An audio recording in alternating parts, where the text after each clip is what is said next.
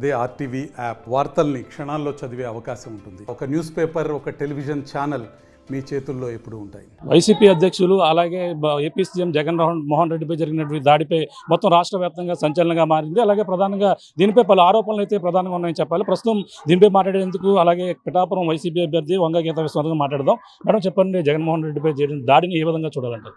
ఇది దుశ్చర్య, ప్రతిపక్షాలు అక్కసుతో అసూయతో చేసిన చర్య.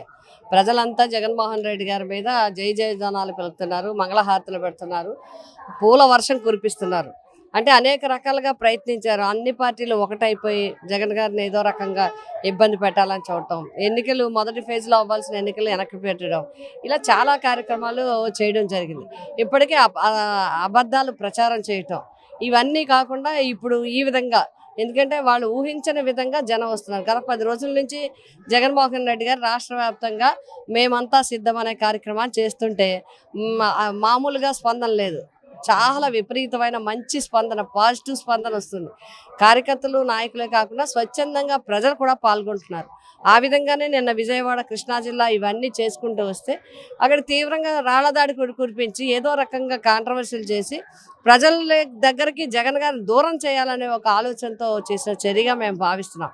అంటే ఇలాంటి చర్యలు అందరూ కూడా తీవ్రంగా ఖండించాల్సిన అవసరం ఉంది. ప్రజాస్వామ్యవాదులందరూ ఖండించాలి.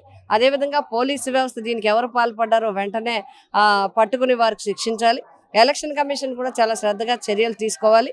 కట్టుదిట్టమైన భద్రతా ఏర్పాట్లు చూడాల్సిన అవసరం ఉంది. ప్రతిపక్ష నాయకుల దాడుల నుండి కాపాడడానికి జగన్ గారికి ప్రొటెక్షన్ కల్పించాల్సిన అవసరం ఉంది. ఇవన్నీ కూడా ఎంక్వైరీలో కూడా తేలుతూ ఉన్నాయి. ఏది ఏమైనా ప్రజాస్వామ్యంలో ఇటువంటి విధానాలు చాలా తప్పు.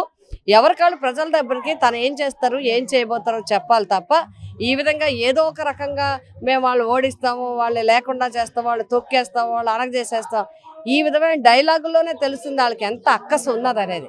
కాబట్టి అట్లాంటి చర్యలను పాల్పడం, మా ప్రశాంతంగా మా ప్రోగ్రామ్స్ ఏం చేశారు జగన్మోహన్ రెడ్డి గారు, ఏం చేయబోతున్నారు, ఏం చేస్తారు, ఇవన్నీ మనం చెప్పుకుంటూ వెళ్తున్నాం.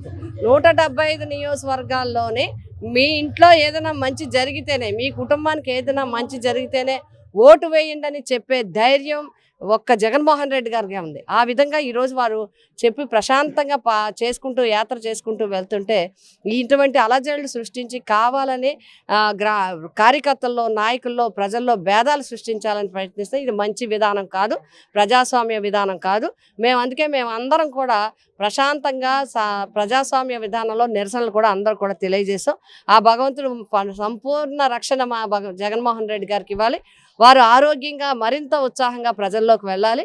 అదేవిధంగా ఎలక్షన్ కమిషను, పోలీసు శాఖ తగిన చర్యలు తీసుకోవాలి. అంటే ప్రతిపక్షాలు కూడా మేము దీన్ని ఖండిస్తున్నాం, కావాలని మాపై బురద జల్లుతున్నారని చెప్పేసి అంటున్నారు. దీనిపై వాళ్ళ ఇన్వెస్టిగేషన్లో తేలుతాయి కదా నిజాలని చెప్పేసి అంటున్నారు. ఖచ్చితంగా నిజాలు తేలాలనే మేమే అంటున్నాం. ఖండిస్తున్నారంటే మీరు చూడండి, మేమంతా ప్రజలకు ఏం చేసామో చెప్తున్నాం, ఏం చేస్తున్నారో చెప్తున్నారు జగన్మోహన్ రెడ్డి గారు.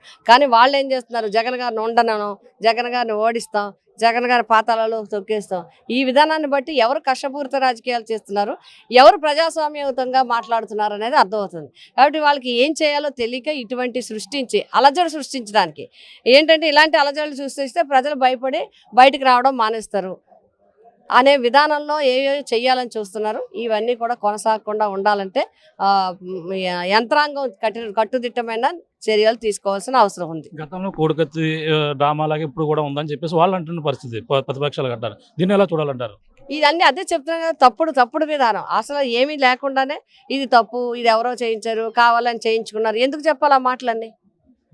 ఎందుకు చెప్పాలి? ప్రధానమంత్రి గారు, మోడీ గారు స్పందించే వరకు ఇది గతంలో చేశారు, ముందు చేశారు. గతంలో చేశారంటే మీరు కూడా ఉన్నారు కదా, ఎంక్వైరీ చేసుకోవాలి కదా, చెయ్యాలి కదా. ఎవరి మీద చేసుకుంటారు? చేసేసిది వాళ్ళే, రివర్స్లో తిప్పేసిది వాళ్ళే. నిన్న మోడీ గారు స్పందించే వరకు అందరూ కూడా ఇది కావాలని చేసుకున్నారన్నారు. మళ్ళీ మోడీ గారు ఎప్పుడైతే స్పందించారో వాయిస్ మార్చి అబ్బాయి మేము ఖండిస్తున్నామని చెప్తున్నారు. అంటే దానికి 2 నాలుకల విధానము, రకరకాల ధోరణుల విధానం ప్రతిపక్షాలకు ఉంది. మాకు ఒకటే మార్గం, మా జగన్మోహన్ రెడ్డి గారికి ప్రజామార్గంలో వెళ్తారు. ఎవరు ఎన్ని అడ్డంకులు కల్పించాలని చూసినా, ఎన్ని రకాలుగా సృష్టించాలని చూసినా జగన్మోహన్ రెడ్డి గారు దేనికి భయపడే వ్యక్తి కాదు. ప్రజల కోసం, ప్రజలకు అండగా నిలిచే వ్యక్తి. మీరు చూస్తే ఎండకు సైతం లెక్క చేయకుండా ప్రచారంలో ముందుకు పోతున్నారు. పక్కన ప్రతిపక్షాలు పవన్ కళ్యాణ్ కావచ్చు, లక్ష మెజార్టీ అని వాళ్ళు చెప్తున్న పరిస్థితి. ఈ పరిణామాన్ని ఎలా చూడాలంటారు? మేము లక్షణంగా మా కార్యకర్తల యొక్క సపోర్ట్. మీరే అంటున్నారు ఎండలని. ఎండలని నేను ఒక్కదాన్ని తిరగాలంటే సరిపోదు. మా నాయకులు కార్యకర్తలు వాళ్ళు కూడా ఎండను సైతం లెక్క చేయకుండా మేము పని చేసి కూడా తిరుగుతున్నాం. వాళ్ళు పని లేకుండా 1,00,000 వస్తుంది అంటున్నారు. మేము అన్ని పనులు చేసి మేము తిరుగుతున్నాం. ఇదే విధానం. ఇంతే 1,00,000 వస్తుంది, లేకపోతే వాళ్ళు నన్ను ఓడించాలని చూస్తున్నారు, నా మీద యంత్రాంగం పెట్టేశారు, నా మీద దాడి చేసేస్తారు, ఇవే చెప్తున్నారు తప్ప మేమేం చెప్తున్నాం? మా మేనిఫెస్టో అమలు చేసాం, మీకు ఇంకా ఏమన్నా కావాలంటే చేస్తాం, ఒకవేళ ఇంకా అర్హులైన వాళ్ళు ఉంటే ఇస్తాం, ఇదే మేము చెప్తున్నాం. కాబట్టి ప్రజలు న్యాయ నిర్ణేతలు. ప్రజలకి ఎవరు పనిచేస్తారో ప్రజలకు బాగా తెలుసు. అందుకు వైసీపీ తప్పకుండా మాకు నమ్మకం ఉంది. ప్రజలు వైఎస్ఆర్సీపీ పార్టీని పిఠాపురంలో గెలిపిస్తారు. సిద్ధం మార్పు ఉండే అవకాశం ఉందని, పిఠాపురంలో 19 తారీఖు ఉండే అవకాశం ఉందని అంటే షెడ్యూల్ రావాలి. బహుశా కాకినాడ రూరల్ నియోజకవర్గంలో పెడతారు అనేది తెలుస్తుంది. ఇప్పటి వరకు 2 రోజుల్లో షెడ్యూల్ వస్తుంది. Thank you ma'am. చూస్తున్నాం ఇది పరిస్థితి. కావాలనే ప్రతిపక్షాలు ఇటువంటి కుట్రలు పండుతున్నారని చెప్పేసి ప్రధానంగా అంటున్నారు. గతంలో కోడికత్తి విషయంలో ఏదైతే ఉందో అదే విధంగా అప్పుడు కావాలని ఉద్దేశపూర్వకంగా చేశారు. అవన్నీ కూడా నిజాలు కూడా కోర్టులో తేలవలసిన పరిస్థితి ఉంది. ఈ నేపథ్యంలో జగన్మోహన్ రెడ్డి వస్తున్నటువంటి ఆదరణను చూసి ఈ విధంగా కుట్ర పన్ని ఈ విధమైనటువంటి దాడులకు పాల్పడుతున్న పరిస్థితి ప్రధానంగా ఉంది. ఏదైనా దీనిపై ప్రధానమంత్రి స్పందించారు. అలాగే ఎన్నికల కమిషన్ కూడా సీరియస్ గా తీసుకుంటున్న పరిస్థితి. ఏదేమైనా జగన్మోహన్ రెడ్డిపై ప్రాణహాని ఉండే విధంగా ఈ విధంగా నష్టకరించే విధంగా ప్రయత్నాలు అయితే చేస్తున్నటువంటి పరిస్థితి ఉంది. ఏదైనా మాకు వస్తున్నటువంటి ఆదరణ చూసి ఎన్నికల్లో మళ్ళీ జగన్మోహన్ రెడ్డి సీఎం అవుతున్నటువంటి రిపోర్టులను చూసి వీళ్ళందరూ కూడా భయం పట్టుకుందని చెప్పేసి ప్రధానంగా వంగ గీత విశ్వనాథ్ అయితే చెప్తున్నారు. అంతేకాకుండా పిఠాపురం నియోజకవర్గంలో వాళ్ళైతే కూడా ఏ విధంగా ప్రచారం చేయకుండానే 1,00,000 వస్తుందని చెప్పేసి అన్నా, నేను ప్రజల్లో ఉంటున్నాను, ఎండను సైతం లెక్క చేయకుండా కార్యకర్తలతో నిత్యం ప్రజల్లో తిరుగుతున్న పరిస్థితి ప్రధానంగా ఉంది.